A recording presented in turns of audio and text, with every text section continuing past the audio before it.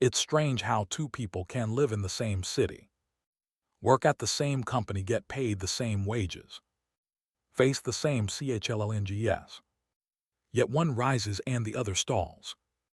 Now you might think the difference is education, or talent or luck, but I'll tell you what. It usually comes down to attitude. See, attitude is the hinge, the swing of the door. It's the filter through which you see everything else. If your attitude is right, every obstacle becomes a lesson. If your attitude is sour, every blessing looks like a burden. And the longer I live, the more convinced I am that altitude in life, how high you go, how far you climb, is almost always a reflection of attitude. Now, I didn't learn this in some book. I learned it in the fields of Idaho. I grew up poor, but I wasn't poor in spirit. My parents gave me more than money could buy. They gave me philosophy, they gave me attitude. I watched my father labor hard and still whistle while he worked. I watched my mother stretch a little into a lot and never complain. That's where I learned the power of outlook. And later, when I got around successful men like Mr. Schoff, I saw the same principle on a different stage. Let me ask you, what's more important than the way you see things? Not what happens, but the meaning you give to it. Two men lose their job. One says, "This is the end." The other says, "This is the beginning." Which one will climb again? The one with the attitude that turns loss into leverage. I'll give you another example. I knew a fellow years ago. Same opportunity as everyone else. Same product, same compensation plan. But he carried around what I call a defeatist vocabulary, always saying, "I can't, it won't. I'm unlucky." And sure enough, his results matched his words. Another man, same plan. Same product, different attitude. He'd say, "I'll learn it. I'll find a way, tomorrow will be better." Who do you think earned the big commission checks? Attitude, multiplied everything else. Attitude is contagious too. Spend enough time around complainers, and you'll catch their disease. Spend enough time with visionaries, and your eyes will start lifting too. That's why I always say, mind your associates. Who you spend time with will either lift your altitude or drag it down. Now here's the secret. You can't always change the circumstances, but you can change yourself. You can't always control the wind, but you can set a better sail. And the sail is your attitude. A good sail takes you across the ocean. A broken sail leaves you drifting. So if you want to change your altitude, check the set of your sail. Check your attitude, not the economy. Not the government, not your neighbor. Not your boss. Check you. Because you carry the atmosphere of your own future inside your own mind. That's where it starts, not with the outside world, but with the inside world. Two SALSMEN go out into the same neighborhood. Both knock on 20 doors, 19 people say no. One goes home defeated. He tells his wife, "This business doesn't work. People aren't interested. I knew I wasn't cut out for it." The other comes home and says, "Honey, today I was only one step away. 19 told me no. But I know the next one is going to say yes." Now which salesman is going to last? Which one is going to see the reward at the end of the process? Not the one who quit on door 19. The one who turned a no into fuel for the next try. That's the power of interpretation. Same neighborhood, same doors. Same words spoken to them. The difference wasn't the market. The difference was the mindset. Attitude is the great divider. It separates the successful from the unsuccessful. Not because life treated one better, but because one treated life better. One took what came and made it a teacher. The other took what came and made it a bully. And what you decide to make of circumstances will determine whether those circumstances make you. I've met men with every advantage. Education, RES, connections. Yet they never rise because they carry a poor attitude. They complain, criticize. They doubt, and I've met men with very little. No money, no name, no support. Yet they rise anyway because they decide to stay positive, to keep moving, to keep trying. I used to think success was a matter of the big things. Later, I discovered it's the little things in your attitude, repeated daily, that make all the difference. A farmer controlled the seasons. He can't stop the rain from coming too heavy or too light. But what he can control is whether he prepres, whether he plants, whether hendurs, and whether he harvests when the time is right. And all of that is wrapped up in attitude. If the farmer says the weather's against me, why bother planting? Then no seed goes into the ground and no harvest comes.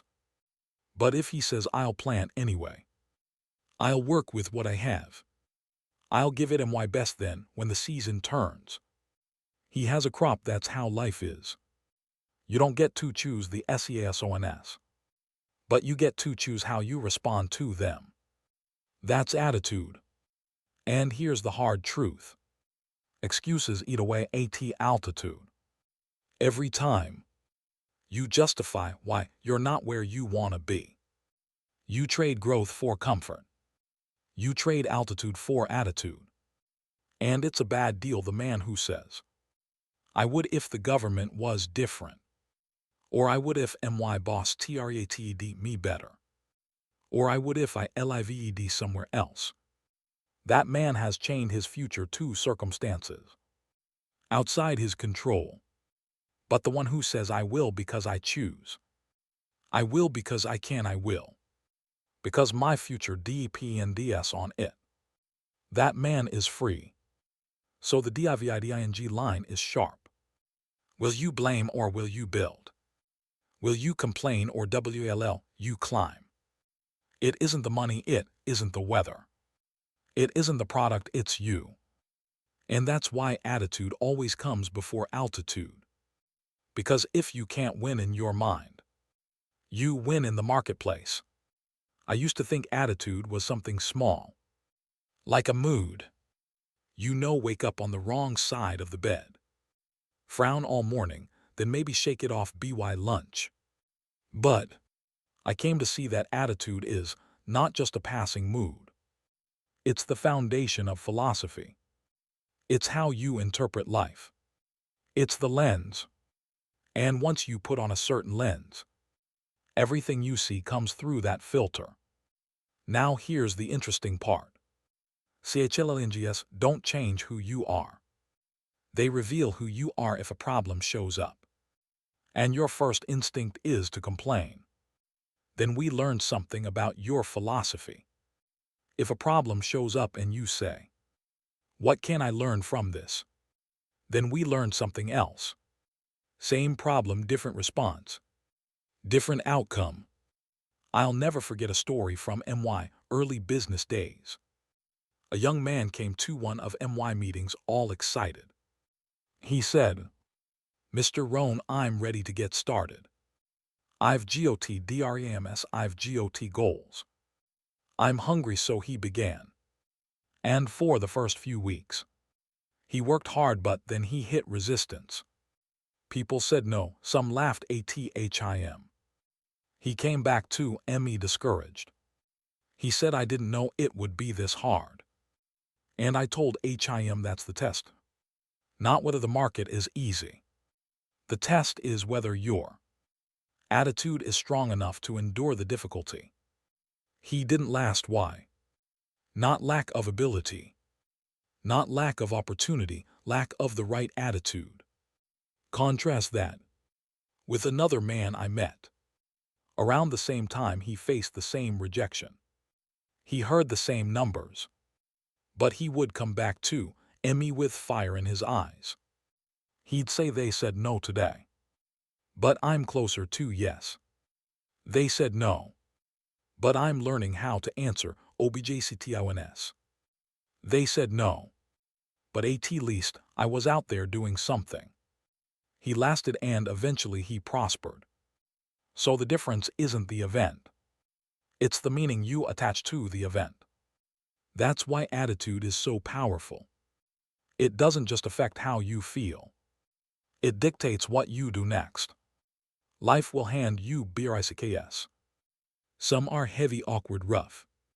You can use those bricks to build a wall. That KEPS you trapped OR. You can use those same bricks to build a foundation. That LIFTS you hire the BRICKS are the same. The builder is different. And here's the danger. A negative attitude DISTORTS reality. It MAKES opportunity look like risk. It MAKES effort look like futility. And it MAKES discipline look like punishment. Meanwhile, a positive attitude sharpens reality. It MAKES risk look like potential. It MAKES effort look like investment. And it MAKES discipline look like freedom. Two different lives built from the same facts. I used to say don't major in minor things. And one of the ways people major in minors is by keeping the wrong attitude. They let small problems grow into big walls. They let little INCUNV and INCES ruin whole days.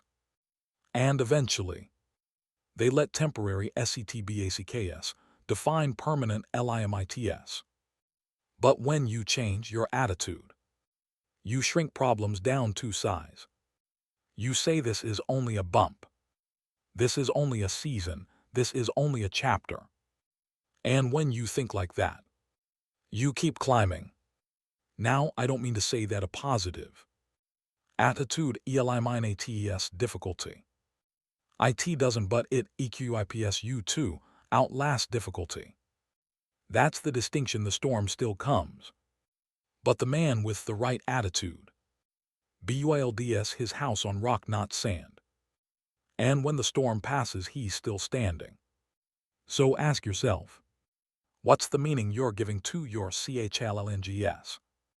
Are they curses or are they CLASSROMS? Are they punishment or preparation? Your altitude tomorrow is being shaped by the answer you give today.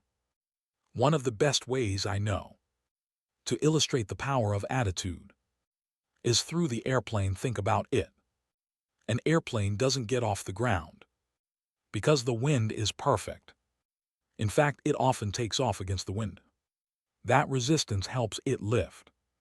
Now what determines whether the plane climbs higher or dips lower? Not the weather, not the storm, not the gravity. PILOTS call it the attitude of the aircraft.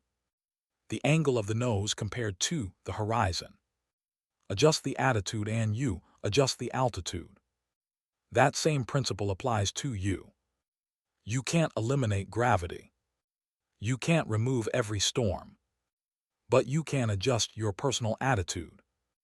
And by doing so you determine how high you'll climb. Now how do you apply that every day? Start with mornings. The way you begin your day sets the frame. Some people wake up and immediately complain. Too early, too tired. Too much to do. And that complaint becomes the music of their whole day.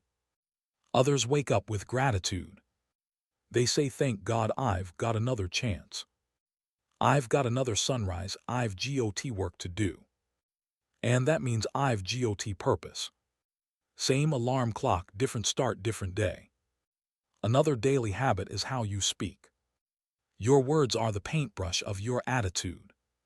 If you're always saying I can't, I won't, I never, you're painting your life in dark colors.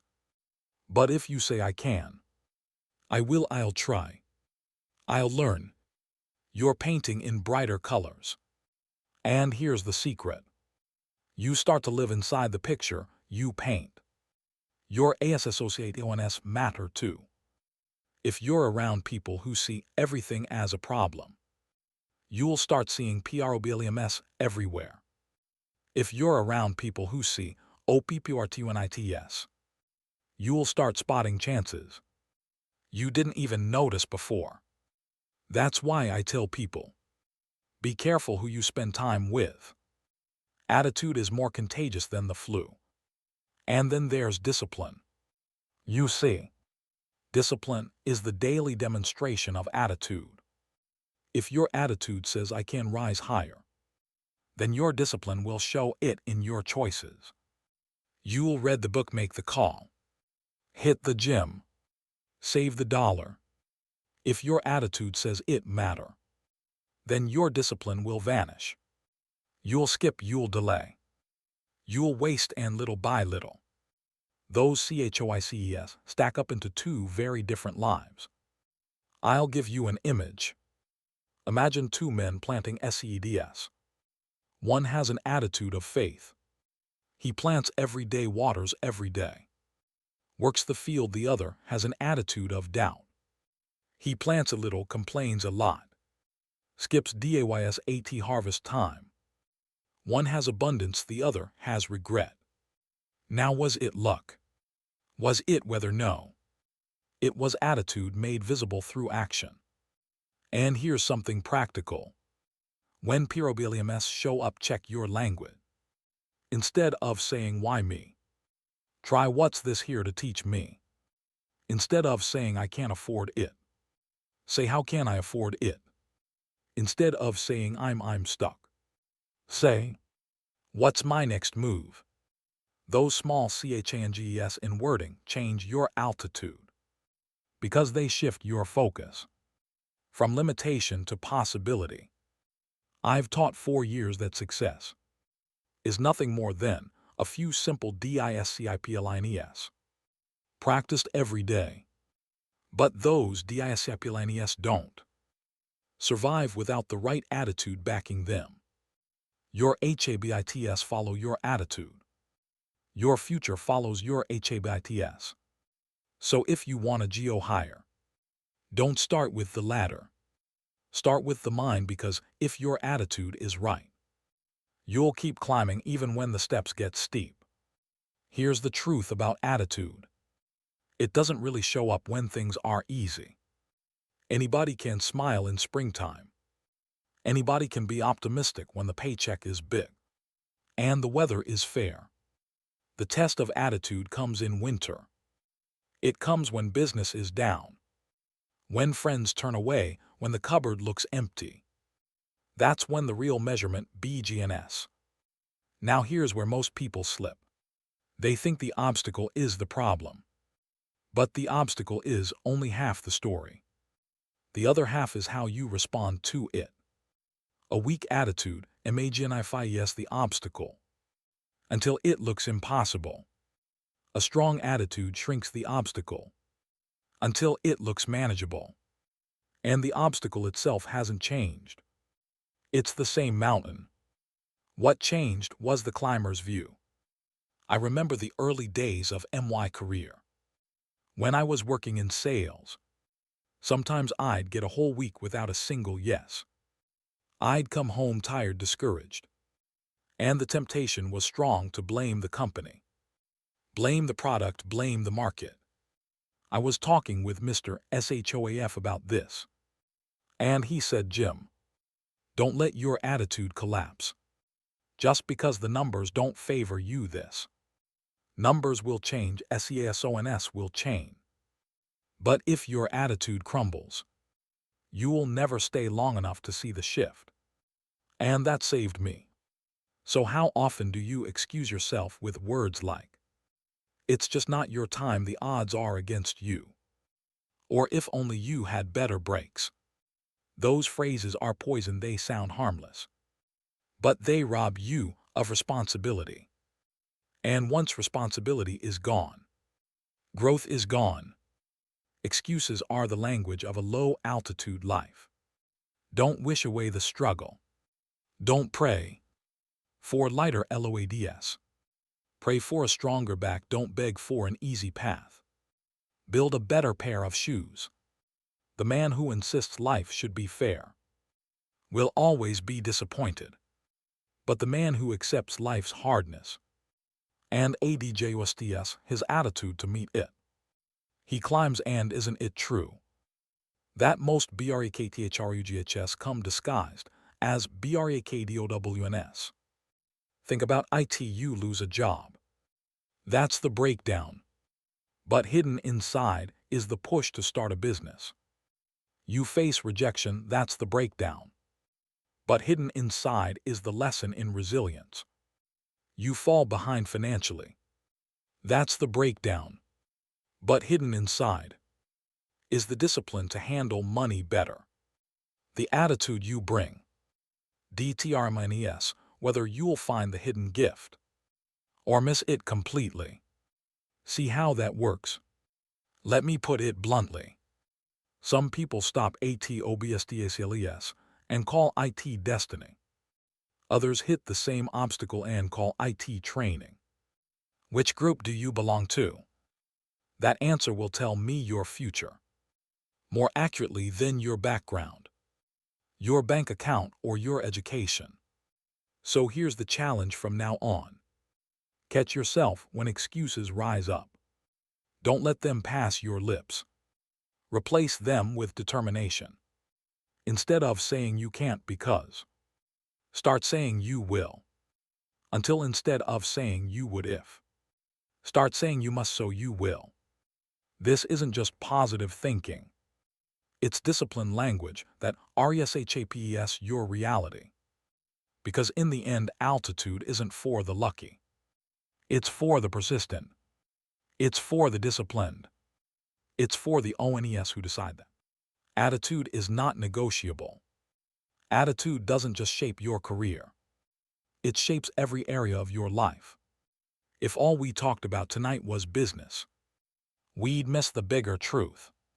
Because the same attitude that BUILDS a business also BUILDS a merit.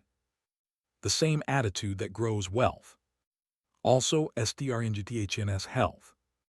Attitude is universal. COLOURS everything. Some people see money as evil. Their attitude tells them that if they get rich, they'll be greedy, or that prosperity means they're taking from someone else. With that outlook, they never pursue wealth with energy. But another person sees money as good, a tool, a servant, a resource. They believe that if they prosper, they can give, invest, and bless their family. Same dollars, different meaning, different altitude. I've met FOLKS who see exercise as punishment. They say they hate it, they can't stand it. It's too hard. With that mindset, they avoid it and their health suffers. But another person takes the same 30 minutes of exercise and views it as an investment, a gift to themselves, a way to honor the life they've been given. That attitude makes the sweat worth it. Not because exercise got easier, but because they saw it differently. Think about being a parent. If you see children as a burden, they'll drain you. But if you see them as a blessing, even their noise and mess become part of your joy. The children don't chain. The parent's attitude does. And the altitude of that family rises or falls with it. So we gotta watch our attitude and how we think. When it comes to our family, even spiritually, attitude plays a role. Some see discipline as bondage. Others see it as freedom. Some see faith as foolishness. Others see it as strength. And in each case, the belief, DTRMINES the experience. Now here's what I want you to notice. Attitude doesn't require outside permission. You don't need the economy's approval to adjust your attitude. You don't need your neighbor's consent. You don't need your boss to change first. Attitude is 100% internal. It's your decision. which means it's the most powerful lever you control. You might not control every outcome, but you control whether you stay bitter or get better. You control whether you complain or create. You control whether you retreat or advance. And over years, those choices build a destiny. So let me ask you, what's the altitude of your FINANCES today? If it's low, check your attitude toward money. What's the altitude of your health? If it's low, check your attitude toward discipline. What's the altitude of your RELATIONSHIPS? If they're struggling, check your attitude toward people. Because when attitude rises, altitude follows. And here's the good news. IT doesn't take a revolution to change altitude. It takes small daily adjustments. Just like the pilot, who shifts the nose of the plane by a few degrees. And HOURS, later the aircraft is hundreds of miles from where it would have been. Small shifts in attitude over time create massive differences in destiny. There comes a time when we have to stop treating attitude as optional. It's not a decoration. It's not something you put on when the sun is shining and set aside when the clouds roll in. Attitude is maturity. It's deciding how you'll see life before life decides for you. Now don't wait to start on this stuff. Some people delay their change in attitude thinking, I'll get serious next year. I'll straighten up when circumstances improve. I'll think more positively when things settle down. But here's the truth, CIRCUMSDNCES rarely settle down. Life doesn't wait for you to adjust your attitude. If you don't decide now, you drift. And drifting never takes you upward. Life asks you to grow up. And one of the clearest signs of maturity is how you handle what you can't control. Children throw tantrums, adults make adjustments. Children complain when things aren't fair. Adults say, what can I do with what I've got? Children wait for rescue, adults build resilience. And all of that difference is wrapped in attitude. Discipline is the bridge between goals and accomplishment. And attitude is the foundation the bridge rests on. Without the right attitude, you even step onto the bridge. You will stand on the shore, waiting for someone else to carry you across. But if you've settled your attitude, you'll walk that bridge no matter how shaky it feels. And I want to be direct here. Your family is counting on your attitude. Your children. Watch how you respond when things get tough. Your spouse feels the weight of your outlook. Your team at work is influenced by the atmosphere you carry. You may not realize it, but you are broadcasting your altitude through your attitude every single day. If it's low, it pulls others down. If it's high, it lifts them with you. So the question becomes a little more important. Will you rise or will you sink? Will you mature into someone who takes responsibility for the atmosphere you create? Or will you stay casual, careless, waiting for luck? Because casual attitude brings CASULTIS. So don't wait, decide today. Set your attitude the way a pilot sets the nose of the plane. Aim higher, even a few degrees upward changes everything down the line. Because your future doesn't rise on chance. It rises on choice, and the choice is attitude. Picture yourself standing on a mountain path. The trail splits in two directions. One leads downward, it's easier. Smoother requires little effort. That's the path of excuses, complaints, bitterness. And the farther you go, the lower you end up. The other path is uphill, it's harder. It asks for sweat, it demands discipline. That's the path of gratitude. Responsibility DTRMIN. ATION. And the farther you go, the higher you climb.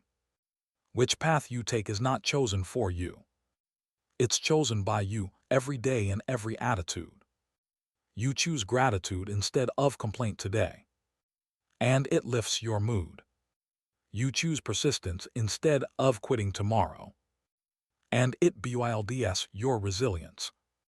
You choose vision instead of despair next week, and it keeps you moving forward. Over months and years, those small choices become a towering altitude. But it begins with one decision. Right here, right now. To set your attitude high. So don't wait for the economy to get better. Don't wait for people to treat you better. Don't wait for luck. Take command of the one thing you control completely. Your attitude, because the truth isn't changing. Your attitude will either be the wings that lift you, or the weight that drags you, and you get to decide.